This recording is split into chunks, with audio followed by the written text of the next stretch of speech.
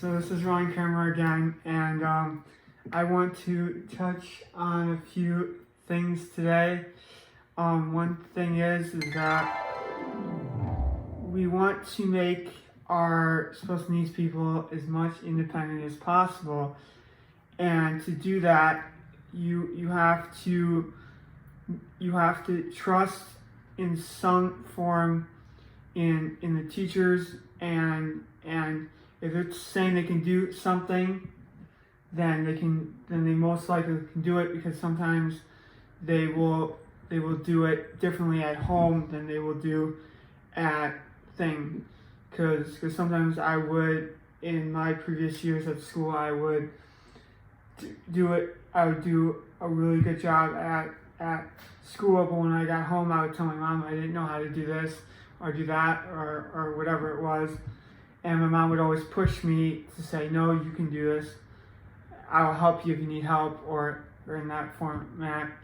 And also, maybe start asking, get a better plan in place in the system. Because if you just think if the kid wants to live with you the rest of your life, that's fine.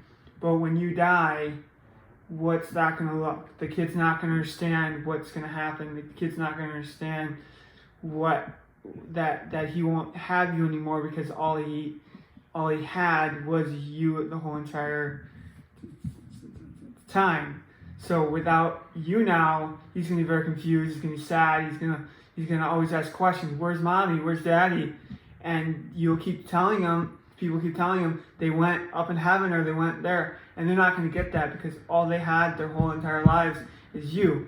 So you need to make a better system. You need to put a system out there to allow them to understand what happens after you go. Maybe move into a place that has college kids come and go and live at your the house or the condo or the apartment that you gonna put that your kid will go into, and they will be going to school for that kind of stuff in special ed or whatever, and you would charge them no rent, but they'd help you they'd help you do stuff that they would go to school for in the thing instead of rent. And that's something you could also do. And doctors are not always correct in 100%. When I had one psychologist, I remember my mom told my mom that I would always have meltdowns. I haven't had a meltdown in like almost 25 years. And so it's not really just because the doctor says, oh, your kid won't get out of these meltdowns, that's just who he is. Maybe don't listen to that. Try your best to get the kid out of the meltdowns and to move in. Maybe taking away something they love that they love dearly, or do something else and get them out of it. Because and if you think that your kid has something else, but they're saying, because I had problems with self-talk when I was growing up, and that it wasn't ADHD. Their self-talk has nothing to do with ADHD when it comes to out in the world. So, but the one psychologist during middle school thought it 100%. It has to be ADHD. We'll fix it with Adderall or fix it with these kind of medicines, and that wasn't the way to really handle that situation. So you don't always believe what these people put out there, because if you do, you're just isolating yourself and trusting whatever they say goes, even though that might not be the problem. It's always okay to get other opinions out there. It's always okay to believe in your kid more than believe in the doctor, or to believe in your... So if the teacher says he can do it and he doesn't say he can do it at home, don't let that fool you. Let him show you that he can do it. Say you can't do nothing until this is done. And sooner or later he will do that thing, because he knows you're not going to give in. And if you really believe in your kid and not sway him in anything, maybe start asking your kid, what do you want to do next out of high school or out of maybe getting a small job or doing something in the community to show that he is capable. He might not be able to do really good math or to do really good reading or whatever, but he can clean up trash, or he can do stock shelves, or do whatever it takes and get the help you need, because there's always help out there. But don't always use some of the job coaches you will have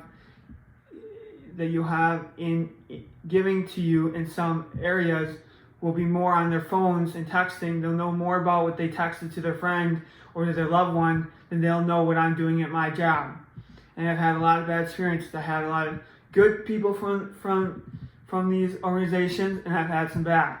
I had one lady, all she did is sat there when I was at the Y, texted 100% of the time, and didn't even once know what I was doing. So is it really? It's more to start thinking what you think is right for your kid, and start getting the people that you trust and that know your kid the best to help out your kid in the best way possible to make your kid the best independent. We shouldn't always. Your kid's gonna try to do whatever the mom wants or the dad wants. Usually, the dad thinks he's capable and might not show that out there.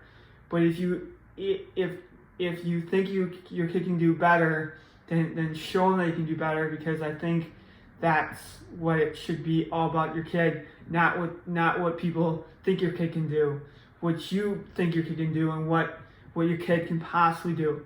You might be able to get your kid from a kindergarten leading level all the way to a 3rd grade. That might be good for the kid.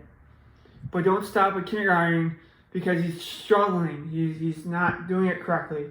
Try getting help to guide him the way into that so he can get up to the best of his ability. Maybe don't try to if he's not good in math, don't push the math. Do some of the strengths. See what his strengths are in school and actually put that towards, start doing those strengths and get his strengths better than he can, because if you do his strengths get better, then you can do that out of college or out of high school or wherever he wants to go next with those strengths. And his weaknesses you can fall back on, and you can just push out the side so he can get better. If he's really good at math, just do a lot of math problems and a lot of math stuff. If he's bad at reading, if he's good at reading, do reading. If he's horrible at math, don't do math. Do reading. Because maybe you can write a book or do something out there that forms a really good high functioning reading that helps people out in the community.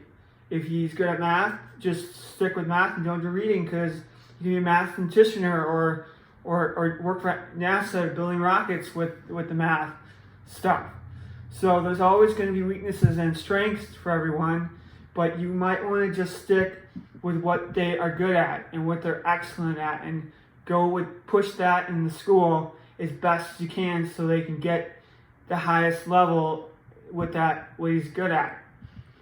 And if you think he can't move out, maybe try seeing what there's other things out there. Maybe move in with his sister, or maybe check on him a lot. You know what I mean? Check on him 3 hours during the day. You know what I mean? Because, like I said again, if he lives with you your whole life and then you die one day, he's not going to understand. Some of these people won't understand where you went, because they only know that I was with daddy and mommy my whole life, and that's all they know.